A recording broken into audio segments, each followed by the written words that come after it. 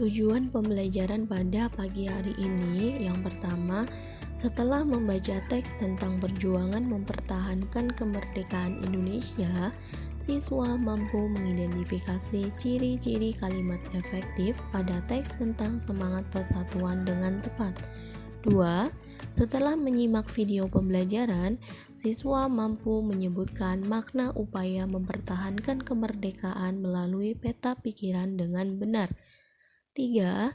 Setelah melakukan pengamatan di lingkungan sekitar, siswa mampu mengidentifikasi ciri-ciri hewan berdasarkan habitatnya dengan tepat. 4.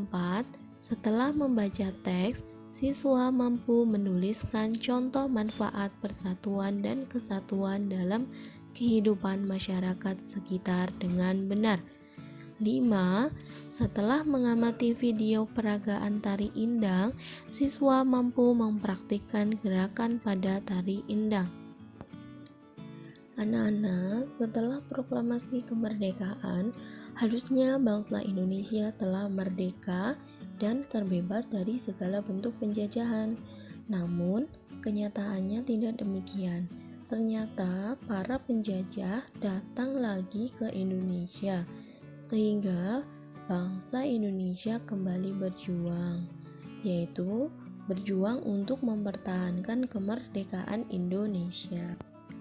Penjajah datang ke Indonesia dengan membonceng tentara sekutu. Mereka datang ke berbagai daerah. Tentu saja, hal ini menyebabkan bangsa Indonesia menyambut penjajah dengan berbagai perlawanan.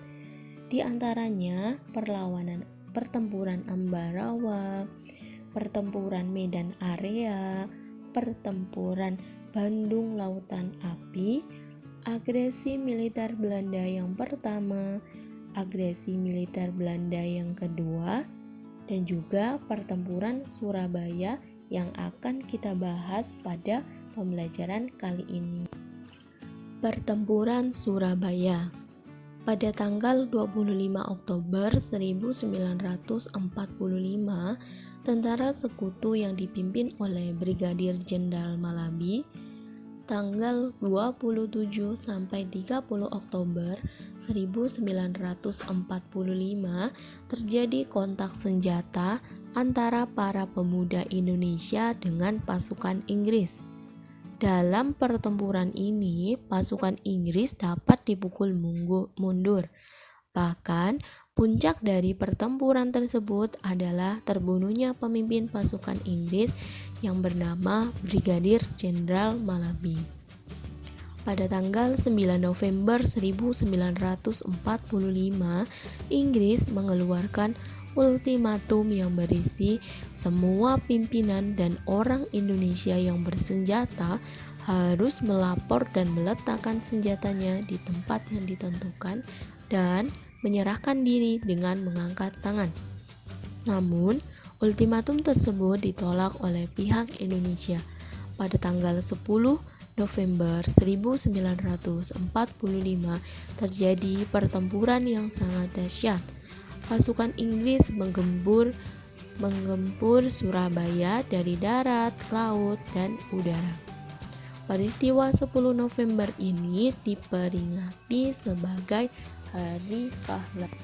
Nah, anak-anak, setelah ini kalian diberi tugas untuk mengisi peta pikiran menggunakan kalimat efektif.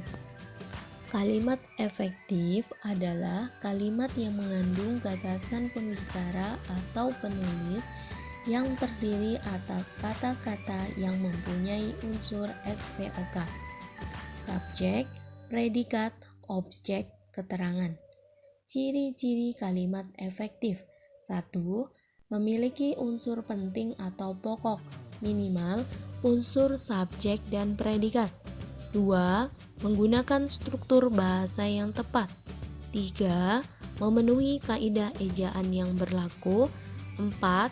Menggunakan pilihan kata atau diksi yang tepat dan sesuai kebutuhan.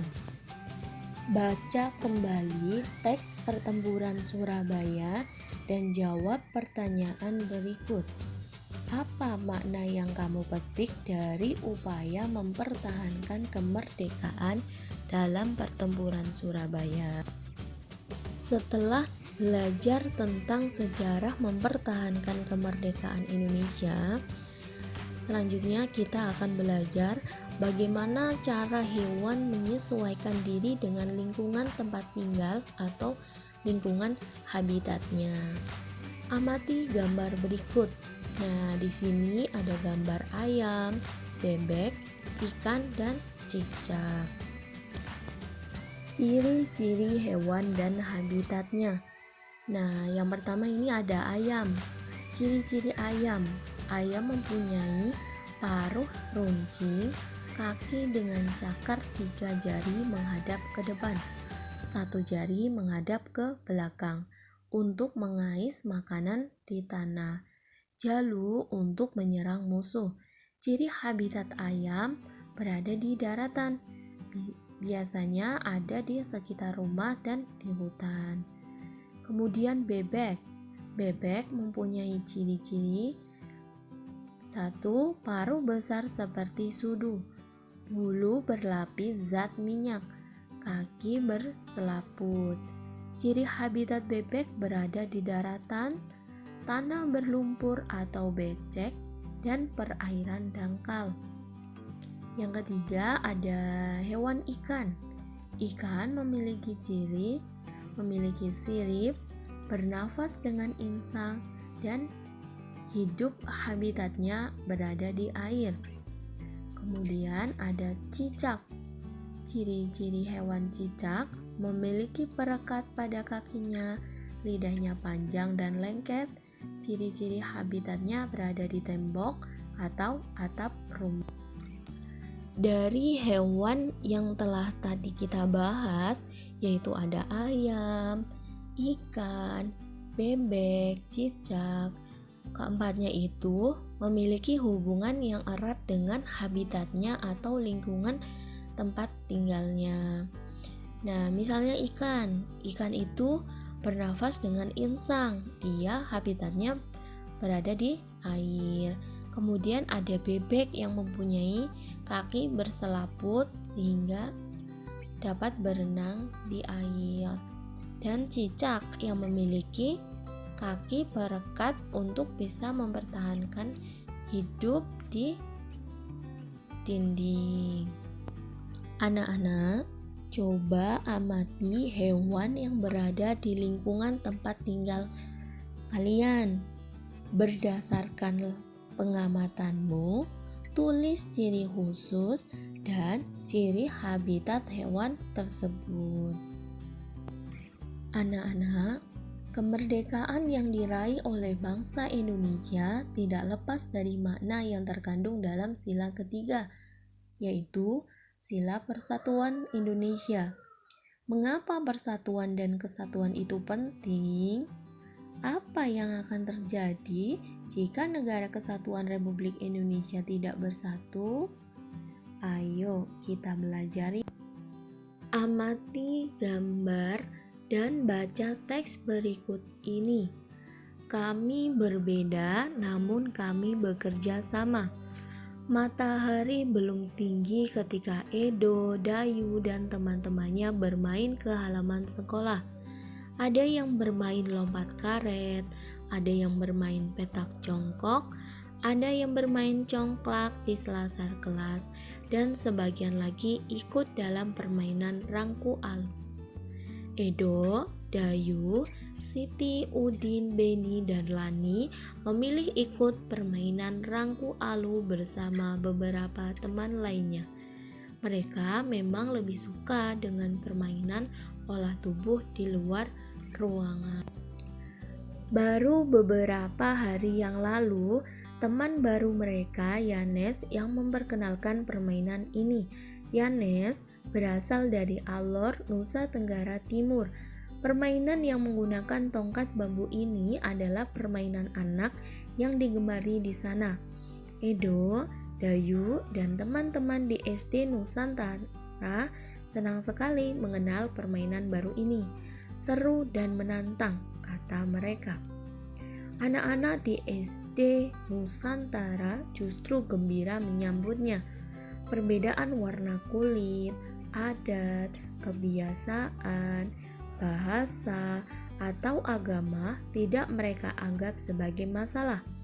Semua akrab bermain bersama. Pernah sekali waktu ketika Edo bercanda akrab dengan Siti dan Dayu, Hendra berkomentar, "Ih, Dayu, mau-maunya kamu bermain dengan Edo yang berkulit hitam. Nanti kulitmu yang putih tertular hitam loh," ejeknya. "Ah, aku tak pernah pusing dengan warna kulit, tak pernah pusing dengan asal daerah. Aku dan Siti pun berbeda. Aku anak Bali, Siti anak Sumatera. Tetapi kami saling memahami. Pertemanan hanya butuh waktu untuk saling menyesuaikan. Aku pun butuh waktu untuk menyesuaikan diri denganmu." Hendra balas Dayu tenang. Hendra pun terdiam. Sesungguhnya ia juga tidak pernah mengalami masalah dengan temannya yang berbeda asal. Begitulah gambaran keseharian di SD Nusantara. Anak-anak tetap rukun, bekerja sama dan bersatu. Walaupun mereka berbeda-beda, wawasan mereka semakin kaya karena mengenal adat dan bahasa daerah lain. Semakin kaya dengan bermain bersama aneka permainan tradisional, rangku alu, betrik, gobak sodor, atau cing-ciripit menjadi perekat yang menyenangkan. Nah, anak-anak, sekarang jawablah pertanyaan berikut berdasarkan teks yang sudah kamu baca. 1. Apa saja perbedaan yang kamu temukan dalam cerita tersebut? 2. Bagaimana sikap Edo dan kawan-kawan dalam menyikapi perbedaan yang ada? 3. Apakah perbedaan menghalangi mereka dalam melakukan kerjasama? Jelaskan. 4. Apa manfaat yang kita peroleh ketika mampu bekerja sama dengan orang-orang yang berbeda? 5. Pernahkah kalian bekerja sama dengan teman-teman yang berbeda? Berikan contoh. 6. Bagaimana kamu menyikapi perbedaan tersebut? Jelaskan. 7. Jelaskan manfaat kerjasama dan persatuan dalam kehidupan sehari-hari. Anak-anak, tahukah kalian bahwa persatuan dan kerjasama penting ketika kalian menari secara berkelompok?